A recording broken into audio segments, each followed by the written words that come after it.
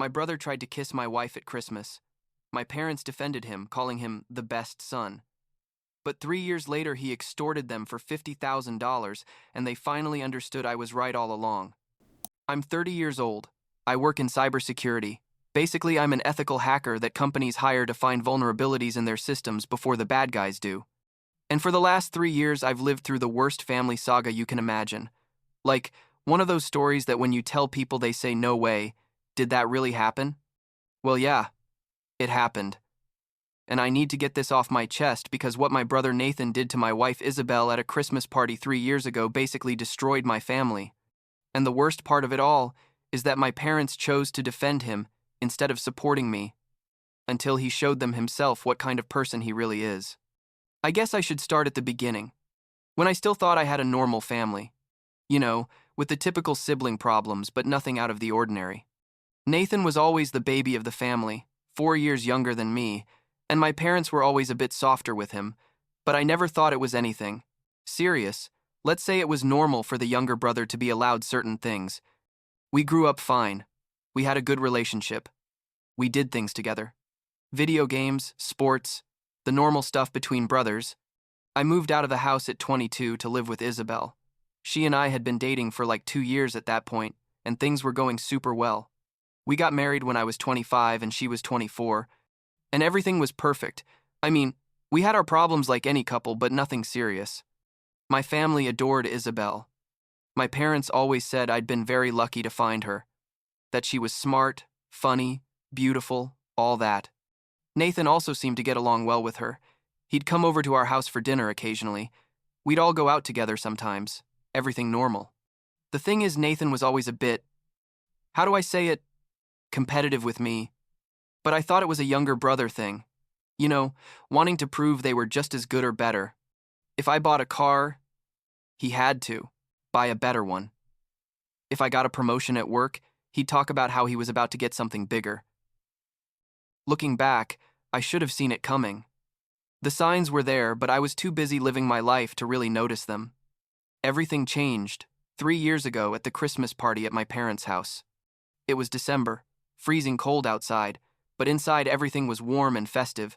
You know, Christmas lights everywhere, the huge tree in the living room, food everywhere, extended family there, uncles, cousins, grandparents, like 40 people total. Isabel and I arrived early to help with preparation. She was wearing a red dress that looked amazing on her. She was beautiful that night, and I was happy, like, relaxed, thinking it was going to be a nice evening with family. Nathan arrived like an hour later, already half drunk, which wasn't unusual for him. He always liked to drink too, much at family parties. At first, everything was fine. Greetings, hugs, toasts, the typical stuff. But around the middle of the night, I was in the kitchen helping my mom with something. I don't remember what exactly, when Isabel came in with a face I'd never seen on her before, like, uncomfortable and upset at the same time. She told me, "I need to talk to you right now." And I said, "What's wrong?" And she pulled me to my parents' bedroom upstairs, closed the door, and told me that Nathan had been cornering her in the hallway, touching her arm, saying things to her like that she deserved someone better than me, that he'd always found her attractive, that if things didn't work out with me, she should give him a chance, basically flirting with her in the most blatant and inappropriate way possible. And the worst part, what really made me explode, was that when she told him to stop, that he was being disrespectful. He said something like, "Come on, we all know my brother is boring. You need someone with more energy, younger," and literally tried to kiss her. I felt like I'd been kicked in the stomach, you know, that feeling where the air goes out of you and you can't breathe right. Isabel was shaking when she told me, not from fear but from pure rage. And I, honestly, saw red. I went down the stairs so fast I almost fell, found Nathan in the living room laughing with some cousins like nothing had happened, grabbed him by the arm, and took him out to the back patio. It was cold as hell outside, but I didn't feel anything. I was so furious I could have been on fire and wouldn't have noticed. I said to him, "What the hell is wrong with you? You tried to kiss my wife?" And he, instead of apologizing or denying it, looked at me with a smile. I mean, a smile. Can you believe it? And he said something like, "Relax, bro. I was just playing around. She took things too seriously. I don't remember exactly what happened next, just that I pushed him, he pushed me back, and we ended up on the ground fighting like teenagers while the family ran out to the patio. My father separated us.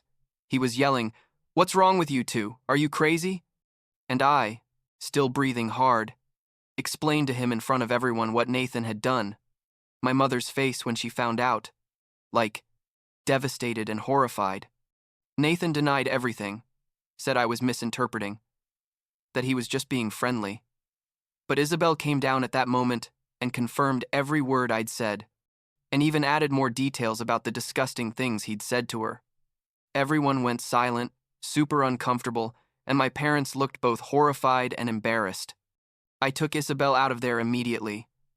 We didn't even say goodbye, just grabbed our things and left. The drive home was silent.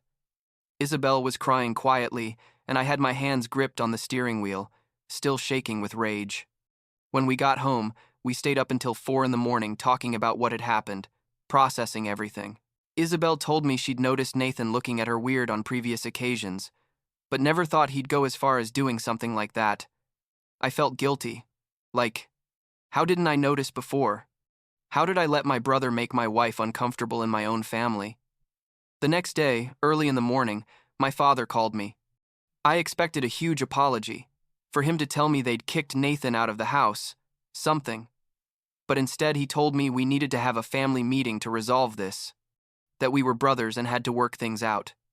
And I told him, no, there's nothing to work out. What Nathan did is unforgivable. I'm not going to have contact with him ever again, and if you want to have a relationship with me and Isabel, you have to respect that decision. My father tried to convince me, saying Nathan was drunk, that he wasn't thinking clearly, all the typical excuses, but I stood firm. I told him, I'm cutting off contact with Nathan completely. If he's at a family event, I won't be there, and that's non-negotiable. During the first few months after the party, my family mostly supported me, or at least that's what it seemed like. My mother called me often to tell me she understood my position, that what Nathan did was wrong, that she respected my decision. My father was quieter about it, but didn't pressure me either. Nathan disappeared for a while. I didn't know where he was, and didn't care. Honestly, Isabel and I started going to couples therapy, not because we had problems, but because she needed to process what had happened, feel safe again, and I wanted to support her in that. Things slowly returned to a new normal, without Nathan in our lives, and honestly, we felt better without him. But then, like 6 months after the incident, my mother called me to tell me that Nathan had shown up at their house with an apology letter. Not for Isabel and me, no, just for them, my parents. Basically, he apologized for ruining the Christmas party, for causing drama, for making them have a bad time. My mother sounded hopeful on the phone, saying Nathan was going to therapy, that he was working on himself, that he genuinely wanted to change. And I told her, and when is he going to apologize to us? Because as far as I know, he tried to seduce my wife and then fought me when I confronted him. If he's really sorry, he should start by apologizing to the people he actually hurt. My mother went quiet and then said, well, maybe he needs time to work up the courage to do that. And I thought, yeah, right. 6 months wasn't enough, apparently. What they didn't tell me, and I found this out later, was that my parents forgave him almost immediately. Like, Nathan started going back to Sunday dinners, to family events, everything, and my parents simply didn't invite me to those events or told me Nathan wasn't going to be there when he was. They lied to me for months, basically choosing to keep peace with Nathan instead of respecting my boundaries. I kept going to see my parents from time to time, always confirming beforehand that Nathan wouldn't be there. But now I understand that many times he left right before I arrived. Everything exploded again when my parents announced they were going to have a big party for their 35th anniversary. It was an important milestone for them. They wanted to celebrate it big. They'd rented a hall, hired catering, invited like 100 people. My mother called me super excited to tell me the details, and I was happy for them, like 35 years together is something to celebrate. I told her Isabel and I would definitely be there, that we'd help with whatever they needed.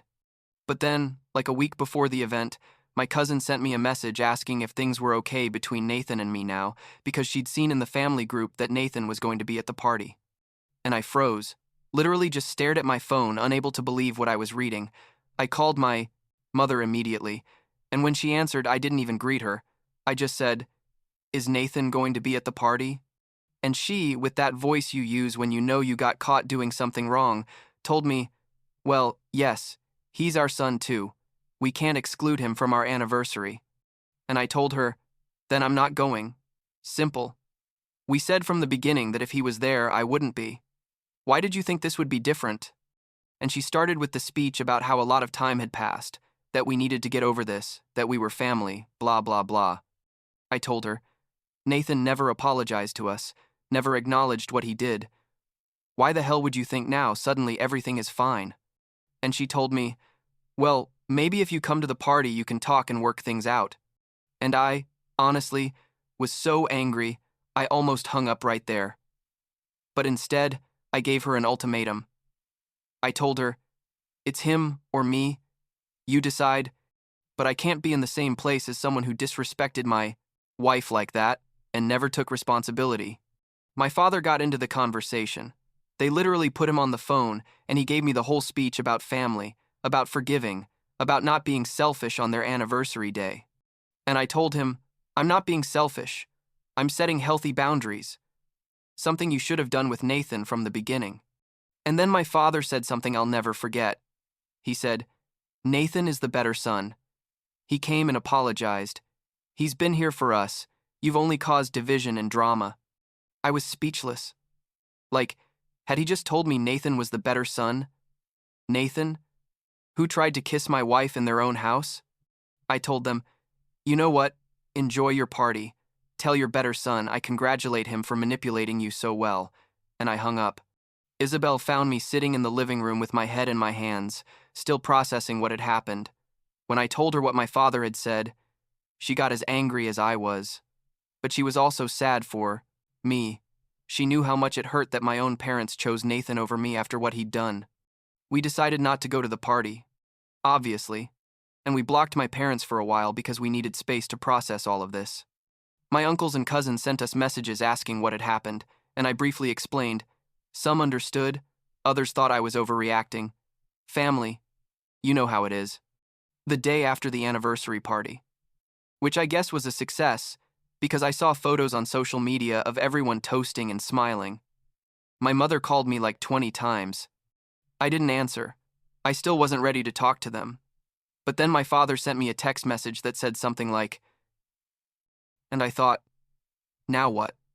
What else could have happened? I finally answered, more out of curiosity than anything else. And my father sounded desperate on the phone, saying Nathan had stolen important documents from his home office the day of the party.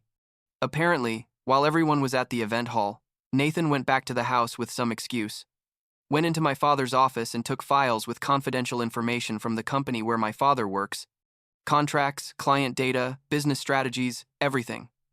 My first reaction, and I'm not proud to admit it, was to laugh.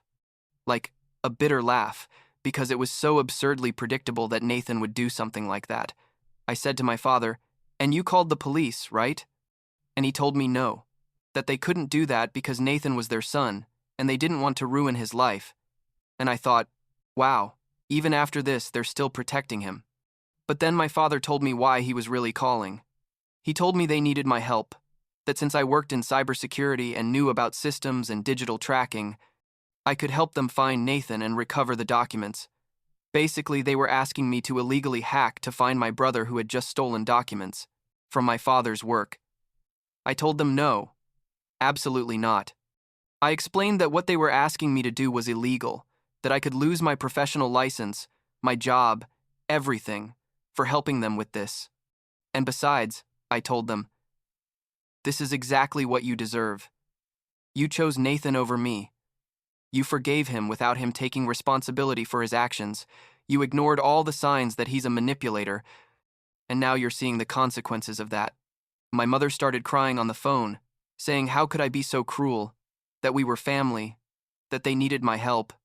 And I told her, family is what you destroyed when you called me selfish and told Nathan he was the better son. Now you have to deal with your better son on your own." And I hung up again. The next few days were crazy with messages, calls, even some relatives came knocking on my door trying to convince me to help. Isabel and I were firm in our position. We told everyone that my parents needed to go to the police, that this wasn't something I could or should resolve. Like a week after the theft, Nathan finally contacted my parents, and it turns out everything had been planned from the beginning. He not only stole the documents, but now he was extorting them, like asking them for money, a lot of money apparently, or else he'd sell the documents to my father's company's competitors. It was corporate espionage and extortion, literal federal crimes, and Nathan was doing it to his own family. My father sent me an email, because I wasn't answering his calls anymore, where he basically begged me to reconsider helping them.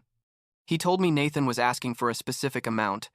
I think it was like $50,000 or something, that if they didn't pay in 2 weeks, he'd sell everything. And at the end of the email, almost as an afterthought, there was something that sounded like an apology, like, maybe we were wrong about you, maybe we should have listened to your concerns about your brother. Maybe, can you believe it? After everything that happened, after choosing him, after calling me selfish, all they could offer was a maybe we were wrong. I responded to the email, not because I wanted to help, but because I needed to say certain things. I wrote them something long, basically telling them this was exactly what I'd warned would happen, that Nathan hadn't changed, that he'd only gotten better at manipulating them, that his apologies to you meant nothing because he never took responsibility for what he actually did wrong. I told them they deserved the consequences of their decisions, that they'd prioritized the comfort of forgiving easily over real justice, and that I wasn't going to rescue them from this. I suggested they go to the police, hire a lawyer, do things right, but leave me out of all this. And I added at the end, when all this is over and you really understand what kind of person Nathan is, maybe we can talk about rebuilding a relationship, but until then, don't count on me. I didn't know what happened exactly during the following weeks, just rumors I heard from cousins and uncles.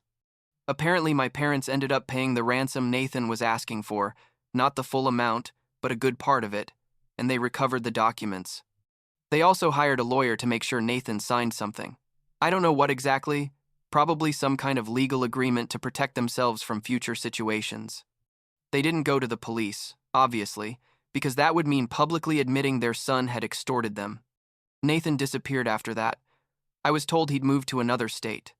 Nobody knew exactly where. My parents were devastated, financially hit, and emotionally destroyed, and part of me felt sorry for them. But another part, the part that was still angry, thought they needed to learn this lesson the hard way. Like 10 months passed without me talking to my parents, the longest silence we'd ever had in my life. Isabel and I went on with our lives, working, spending time together, healing from all the drama, and then, like 2 months ago, we found out Isabel was pregnant. We weren't actively planning it, but we weren't preventing it either, you know. We were 30 and 29 respectively, married for 5 years. It was time. We were excited, scared, all the normal emotions when you're going to be a parent for the first time. We decided to announce it on social media after the first trimester, a cute photo of baby shoes with a simple message. 2 hours after posting it, my mother sent me a message.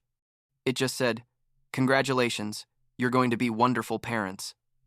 I didn't respond immediately. I needed to think about what I wanted to do with this. Isabel and I talked that night about whether we wanted my parents to be part of our baby's life. She told me she'd support me in whatever decision I made, that she understood if I never wanted to have contact with them again, but she also reminded me that the baby deserved to have grandparents if possible. That conversation was difficult, because on one hand I was still angry with them, but on the other hand, did I really want my child to grow up without knowing my parents? Especially when Nathan wasn't in the picture anymore?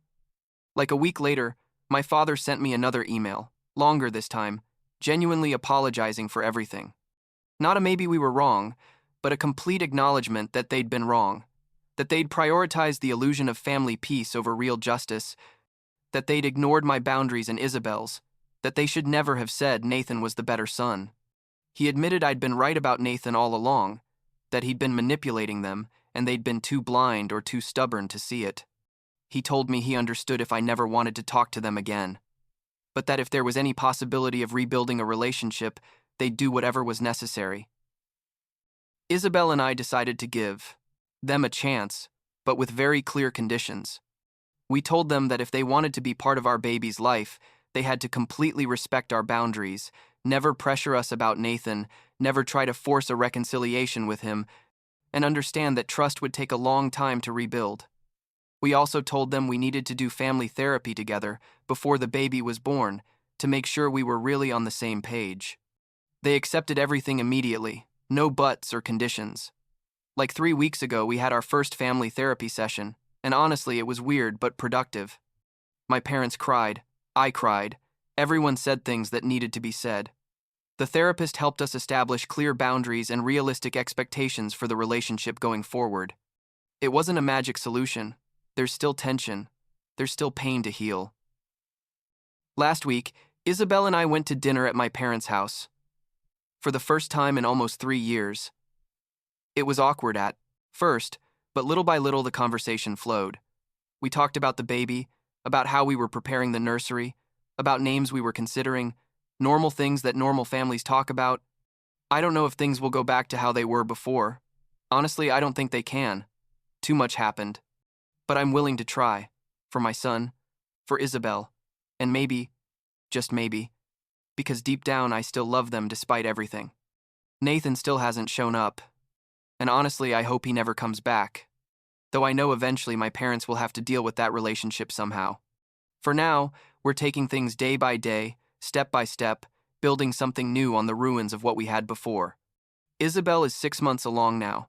The baby moves all the time, and when I feel those little kicks in her belly, I think that maybe, just maybe, something good can come out of all this mess after all.